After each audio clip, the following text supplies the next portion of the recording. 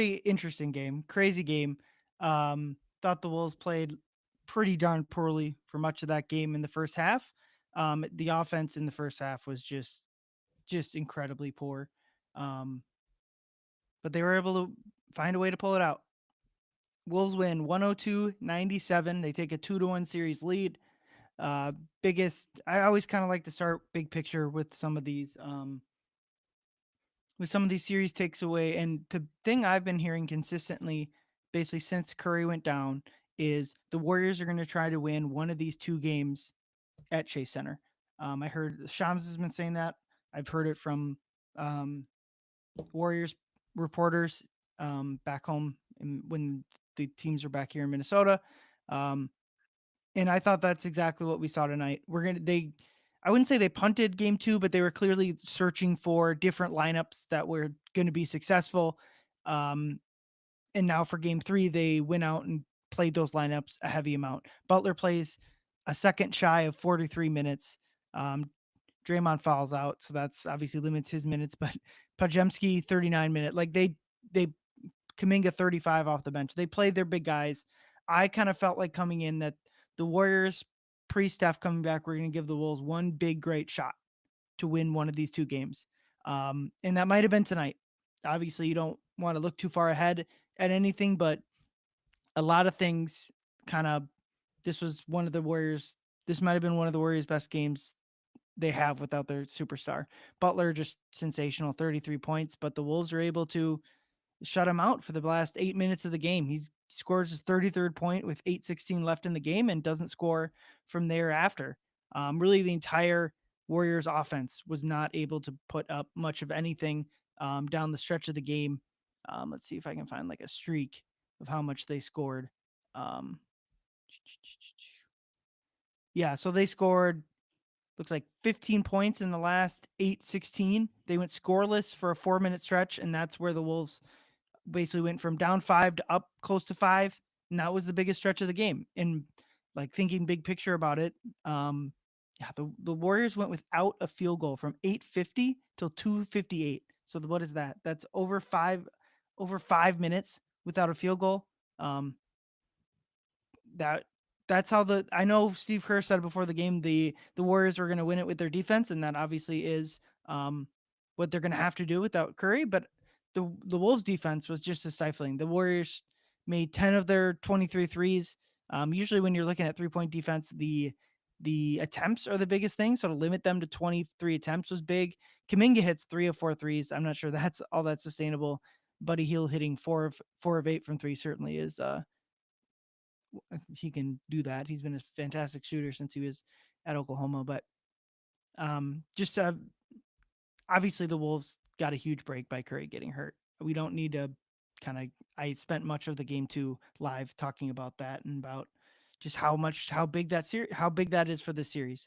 Um, but this is the type of we knew, and any even without Curry, you knew the Warriors were going to give you their best shot at these two in Chase Center, and maybe they'll come back in potential game five, whether the series is tied or the Wolves are up 3-1, and give another great shot. But I thought Randall was fantastic to me, even though um, he didn't score all that efficiently. I just thought he was just sensational. Has his first career triple double in the playoffs, 24 points, 12 assists, 10 rebounds. Let's see how many of these assists of these 12 assists are to three pointers. One, two, three, four, five. Five of the 12 assists were to 3-point attempts or 3-point makes. That's just incredible. 10 rebounds to get the triple double. Basically flirted with it in game two and gets it in game three. Sensational. The Wolves are plus 14 in his minutes, meaning they lost the minutes. Randall sat by 9. Um, incredible showing. Anthony Edwards was I thought just putrid in the first half. Was setting up for basically a third straight poor game from him in the series, and fourth straight if you go back to Game 5 of the Lakers series. Again, not the most efficient night. 13 of 28 from the field, 5 of 14 from three. I can't do that math in my head. Just 5 of 14, 35%. So, yeah. Um, 4 rebounds, 4 assists, not the best night, but ultimately like scores 36 points, and that's kind of my biggest takeaway is Wolves have a putrid first half and they're still only down 2 at halftime. They have a awful most of the third quarter and they're down single digits, and all they need is one basically really good offensive quarter, which they got in the fourth quarter to win this game. That's without Curry, that's going to be the biggest thing. The Wolves don't have to play well the entire game. They turned the ball over 21 times, 3 of which were shot clock violations. That's just that's too many. I thought that's like as big of a thing for the Wolves against this Warriors defense. The Warriors defense has been very good since they acquired Butler, but it's not based on shooting percentages, either from 2 or 3. They do it by forcing turnovers, and not even they're like an average foul team. So it's really just forcing turnovers for them. And especially with Curry out, their offense is going to rely on those turnovers. So for the Wolves to turn it over 21 times is just that kept the Warriors in the game. Ultimately, the Warriors didn't score a ton off of those turnovers. The Wolves, despite turning the Warriors over 6 fewer times, had more points off turnovers. Um, yeah, just looking at some of the like the 4 factor stuff, second chance points, Wolves dominated that. Did well on the board. Still a few too many offensive rebounds for the Warriors than you'd like to see, but ultimately, Wolves come up with 26 second chance points. Points in the paint are pretty even, which they haven't been earlier in the season or earlier in the series, excuse me. Um, 3-point shooting has obviously been a big thing. Wolves finish 13 of 34 for 38%. That's going to be good enough to win these series. Um, to win this series, they don't need to shoot 40 something percent, but just unlike obviously the 2 game stretch of Game 5 in LA and the first game here back at Target Center in the series, um, I think everyone knew like that wasn't going to be sustainable. And after they shot the lights out in Game 1 of the Lakers series, obviously no one thought that they'd shoot that well. Um, but it's all to me, it's as much about attempts as it is about makes, because the makes will come and go. If you're getting good looks, obviously you can just take half court shots if you want 3-point attempts. But Wolves take 11 more 3-pointers, have 3 extra makes. That's like the difference in the game, and that was a big thing in Game 1 where the Wolves couldn't hit anything. It was like in Game 1, every category was equal. Field goal percentage, free throw percentage, rebounds, everything was equal except the 3-point volume.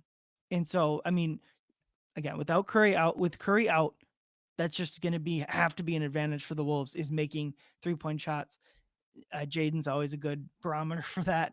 Been a streaky shooter his whole career. This so especially hits 3 of 4, just gigantic.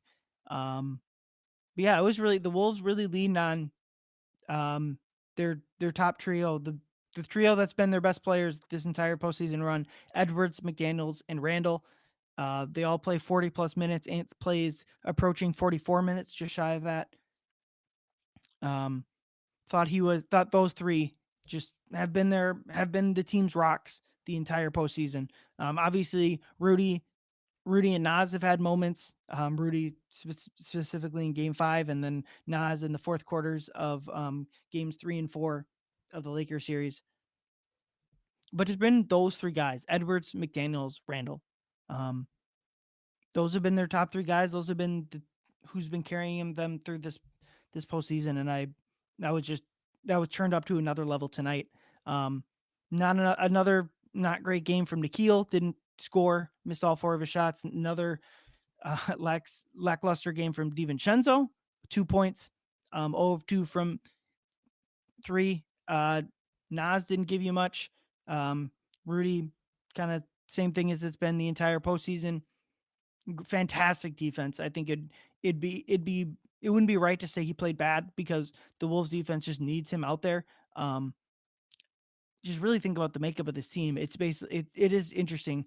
Randall plays basically the whole game, 8 minutes shy of it, and then they're just kind of Rudy and Nas split the other half of the center minutes. Um, it's just kind of interesting makeup, and it's like it will be interesting if they're like really late in game, like under a minute left tie game. It'll be fun to see.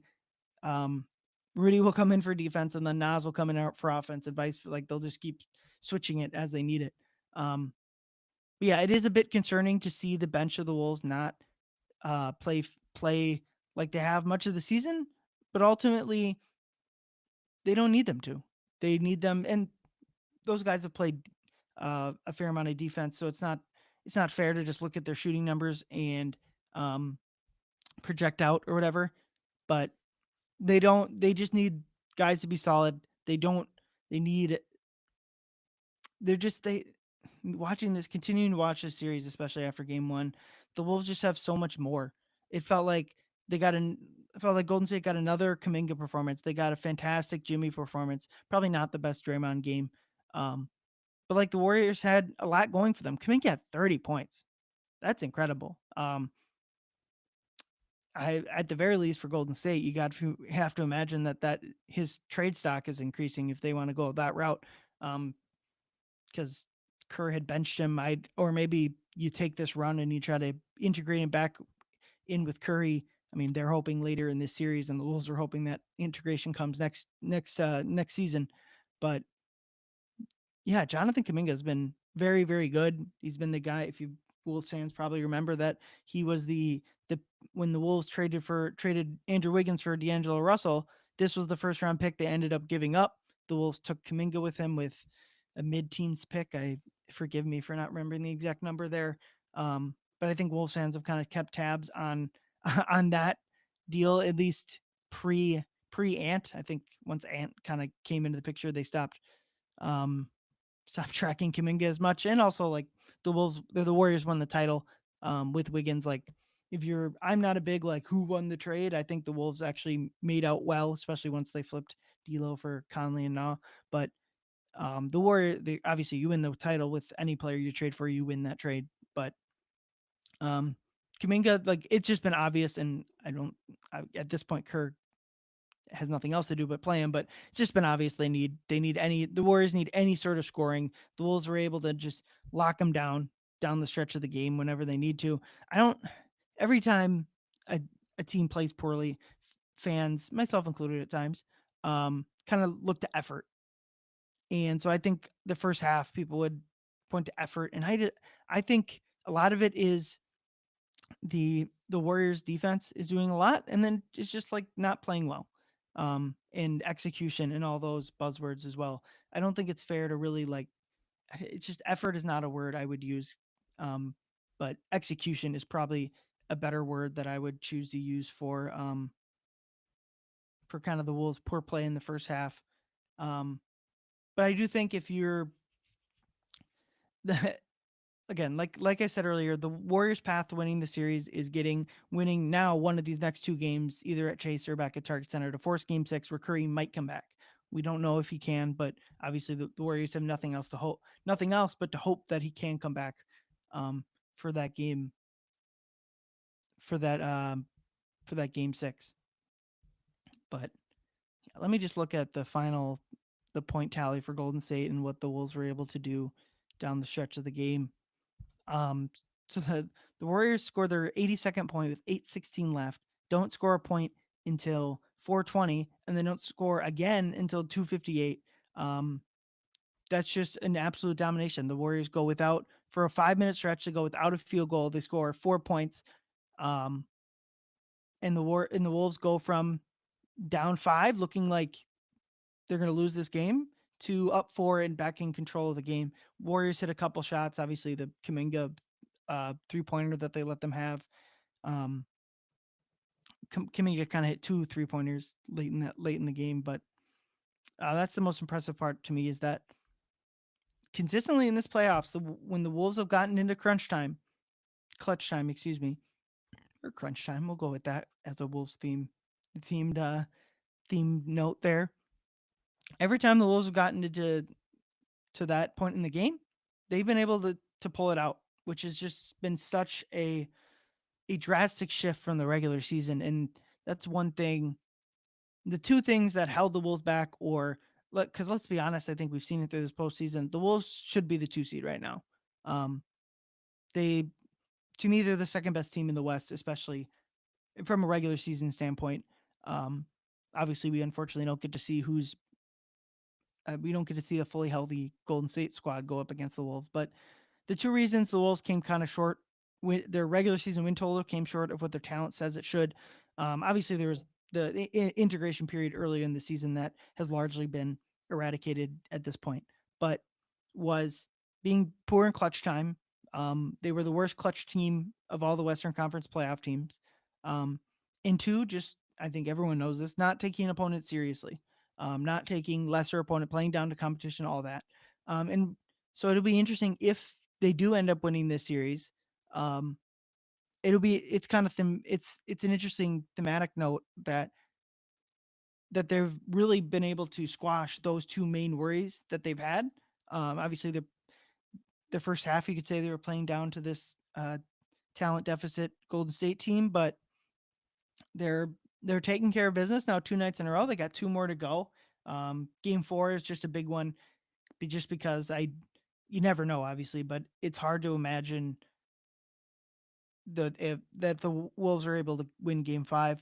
There's a good chance that the series is not coming back to Game Six. So it'll be interesting to see if this was the Warriors' big punch that they were able to throw, and if the Wolves were able to overcome that, or if they can do it again and kind of bog down the Wolves, because that's the main thing is the Warriors, rightfully so, have to make this a rock fight.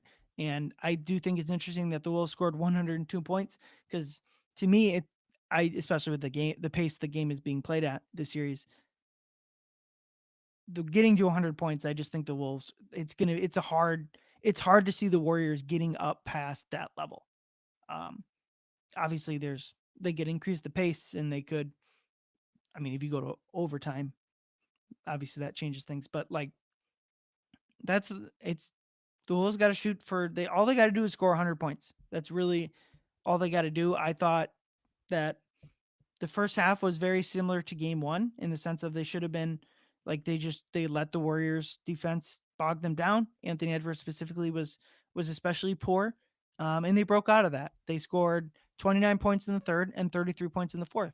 If they keep doing that, if they can instead of scoring if they score um 25 points a quarter and then have one quarter of 30, that's 105. They're going to win these games. Like I know it. I was listening to Dane's pod and he declared the series over. Um, I I I I don't disagree with his points in the sense of the Wolves should win the series. They are. I was before this game. I haven't checked it since. They were the biggest favorite of any of the teams. This was before Boston won tonight, or this afternoon, really. Um, but those are the big. If you had to bet on any team to win a series, the Wolves are the most likely to get to the next round, and they had the fourth best odds to win the title behind, I believe, Boston, Oklahoma City, and let me check. Let me check. I because that information is available to me. Okay, so the Wolves are now minus 800 to win the series. So when Dane says this series is over, it's kind of what he's talking about. Obviously, the Wolves have won a game since he said that, even, but minus 800.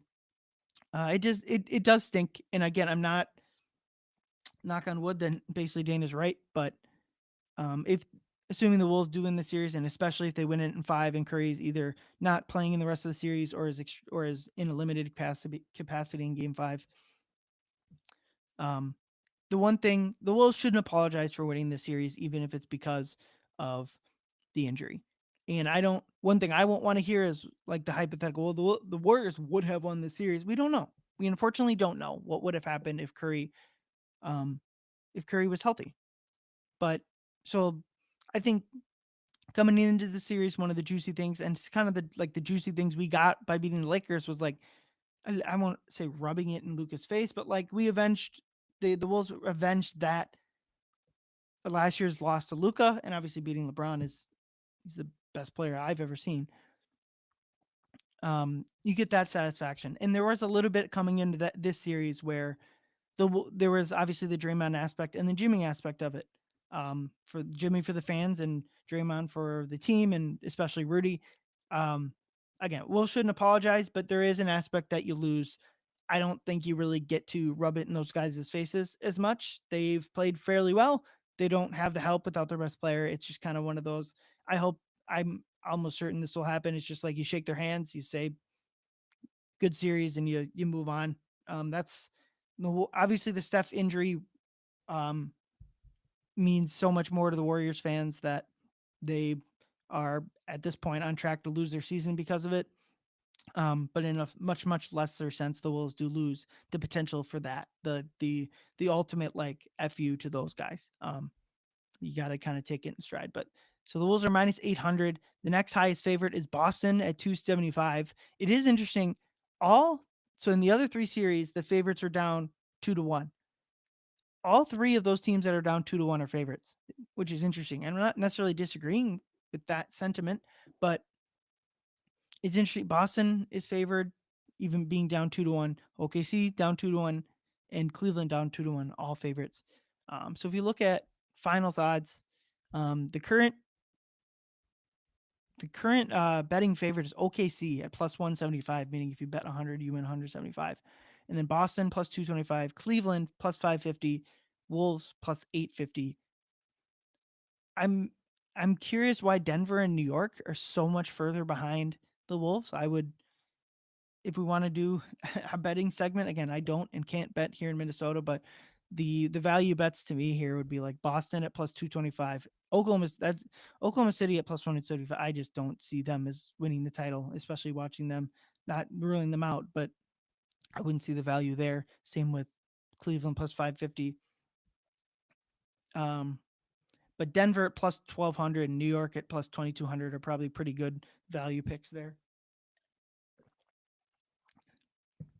I mean, yeah, it's just interesting. Like the Pacers are plus 2,800 and they're leading their series against the best team in the Eastern Conference. But yeah, to go back to the Wolves. Uh, yeah, it was a frustrating first half. I wasn't online tonight, but I'm sure the internet was ablaze with frustrations about that performance. Um, and it's kind of one of those things where the Wolves kind of refused to make things easy on themselves.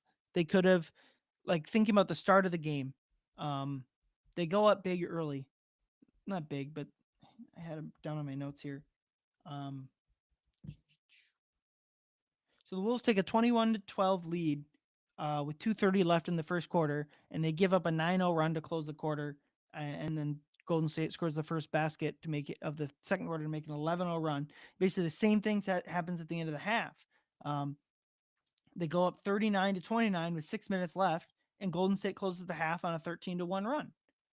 Both of those were points in the game where I think where it's clear Golden State's not going to give up anything. They're not going to punt on games at this point. But both of those points at the end of quarters, you had a chance to really build a lead that you can kind of coast on through the rest of the game. Because the Golden State didn't hit a 3-pointer in the first half. It's interesting that now both teams have gone a half of in a game this series without hitting a 3-pointer. Now the Wolves were much higher volume of 3-pointers attempted in their scoreless half or 3-point scoreless half, but you knew the threes were coming. That's just how NBA basketball works. Uh, Kind of thinking what was the low point of this game. Kuminga hits a pair of free throws to go up 6. Yeah, I really do think it was the second Jimmy free throw to go up 5 at 8:16. And the Wolves, from that point forward, they have a shot clock violation on the next possession, but they're able to find enough offense. The Wolves scored almost uh, 25 points just in the second half of the fourth quarter. And like I said, the defense just absolutely took care of business against the Warriors, and that's what is going to continue to happen. It's just really hard. Like I said, the Warriors got a lot of good performances from Jimmy. I don't know how healthy he is. Finch kind of said about Ant, he's as healthy as anyone can be at this point in this series or at this point in the playoffs. Probably can say the same thing about Jimmy. He's as healthy as anyone can be for that scary fall he had against Houston. For a player of his age. Um, but they got great performances out of those guys. It it's reminiscent of the Lakers series in the sense of Golden State's obviously not doing the Redick play guys the entire quarter, but or entire half. But I do think there was an aspect of Jimmy running out of gas. Obviously, Draymond fouling out didn't help that point of it. But yeah, I just think that they're relying so heavily on Jimmy. Even I mean, Kuminga gave them 30. The Warriors need more from Buddy Hield. Obviously, he hits the 4 3-pointers. He takes 4 of 8. Obviously, you take that all day, but you almost just got to tell him like ramp it up, shoot even more. Like they just need it. They don't have. I thought Gary Payton would kind of be a bigger factor, and he's obviously been great on defense, but the Warriors roster just doesn't have a lot of guys, two-way guys. They have a lot of defensive guys like Payton and Looney, and um and then offensive guys. Or Draymond's a largely defensive guy, although isn't a, a liability necessarily on offense. Although he scored only 2 points, but then they have offensive guys like Buddy Hield, and they just without Curry, they're just asking so much of. I think it's probably you can say it's a flaw of this Warriors team that off of after Curry, they don't have a lot of offensive production. Obviously, once that goes away, it's just it the Curry injury stinks for the series. If it I mean, obviously it's fortuitous for the Wolves, but like it just completely broke everything about this series. I mean, it's hard. I don't I think the Wolves played well enough in game 2. I'm not sure Curry playing that game would have changed much, but this is the first game in the series where obviously it's hard to imagine that the Wolves win this game if Steph Curry's playing. And we'll see if the Warriors are able to continue this again. If this was their their big charge here or not, or if they're able to continue. I don't know.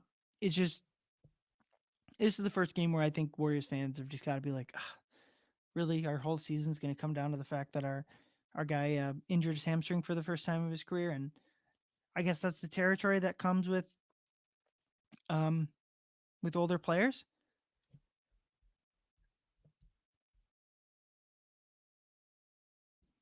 Excuse me.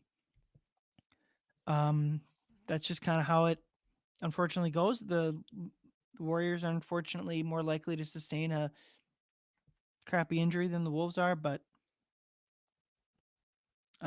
yeah, the Wolves don't have to apologize. Uh, it stinks, obviously, but you can only play who's in front of you. The Wolves took care of business tonight. They'll be back on Monday, looking to really take control of this series 3-1, and and potentially close it out in 5. What's interesting about that is they haven't closed out a playoff series at home since 2004, the Kevin Garnett up on the table series. I want to check if that's the only home series victory. If the first round against Denver, if that was where that was closed out, give me a moment. That was closed out at home in 5. So it would be the third time they've closed out a series at home. But the Wolves have been just a fantastic road team. Really, these last 2 playoff seasons. Um, what are they now? They're now 3-1 on the road this season. The Wolves are now 5-0 when an opposing player, unless I wasn't paying attention well enough, 5-0 when an opposing player does not bank in a 3, and they're 1-2 when an opposing player banks in a 3. Jimmy banked one in game 1, and Luka banked one in the first 2 games of that series. So, stats that are that probably don't matter but are interesting nonetheless. Um, yeah, Wolves 102, Warriors 97. They look to on game 4 go up 3-1, or Golden State accomplishes their goal of knotting the series and forcing at least a game 6 in this series. My prediction is that the Wolves will win that, but I guess we'll see. Thank you everyone for listening. We'll be back later in this series. Go Wolves.